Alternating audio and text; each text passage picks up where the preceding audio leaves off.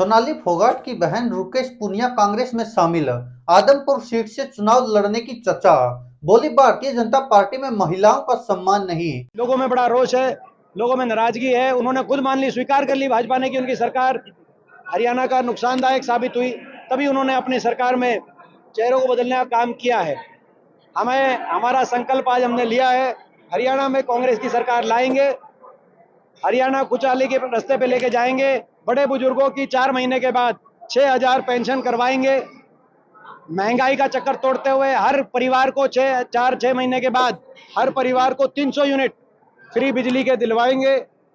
500 रुपए में गैस का सिलेंडर दिलवाएंगे। कर्मचारियों को कांग्रेस पार्टी की सरकार बनते ही कर्मचारियों को ओल्ड पेंशन स्कीम दिलवाएंगे। 2024 के लोकसभा चुनाव से पहले हरियाणा में लगा भारतीय जनता पार्टी को बड़ा झटका। भारतीय जनता पार्टी की नेता और टिकटॉक स्टार रही सोनाली फोगाट की बहन रुकेश पुनिया भारतीय जनता पार्टी को छोड़कर कांग्रेस में शामिल हो गई है। राज्यसभा सांसद दीपेंद्र सिंह हुड्डा ने रुकेश पुनिया को पार्टी में शामिल कराया। वह हिसार की आदमपुर सीट से विधानसभा चुनाव लड़ने की तैयारी कर रही है। इससे पहले वर्ष 2022 में आदमपुर उपचुनाव में भी रुकेश पुनिया के चुनाव लड़ने की बात सामने आई थी। हालांकि उन्होंने चुनाव नहीं लड़ा था। रुकेश पुनिया ने कहा, भारतीय जनता पार्टी कहती कुछ और है, करती कुछ और है। भाजपा कहती है कि पार्टी महिलाओं का सम्मान करती है। जो महिलाएं मेडल लेकर आई उनका सम्मान नहीं हो रहा, उन्हें हक नहीं मिल रहा। जो किसान पूरे देश का पेट भरता है उसे रोड पर लाकर बिठा दिया गया। क्या आपका हक मांगना गुनाह है? किसानों को उनका हक नहीं दिया जा रहा। रुकेश पुनिया ने कहा कि इन्हीं सब चीजों की वजह से उसने भारतीय जनता पार्टी छोड़कर कांग्रेस ज्वाइन करने का फैसला लिया है।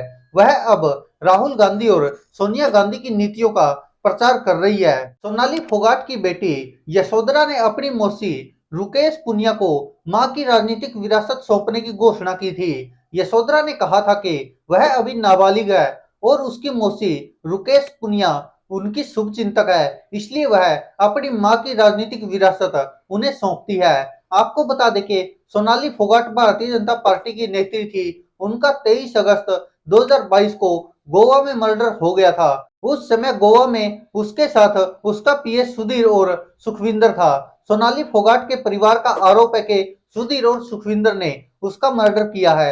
सुधीर सांगवान सोनाली फोगाट की प्रॉपर्टी हड़पना चाहता है, इसलिए उसने सोनाली फोगाट को ड्रग्स देकर उसकी हत्या की है।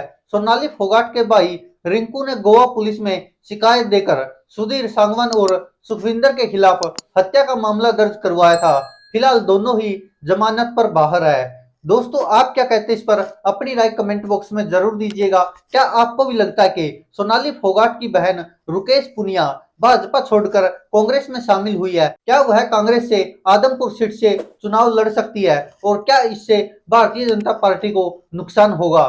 धन्यवाद दोस्तों, देखते रहिए सच की आवाज।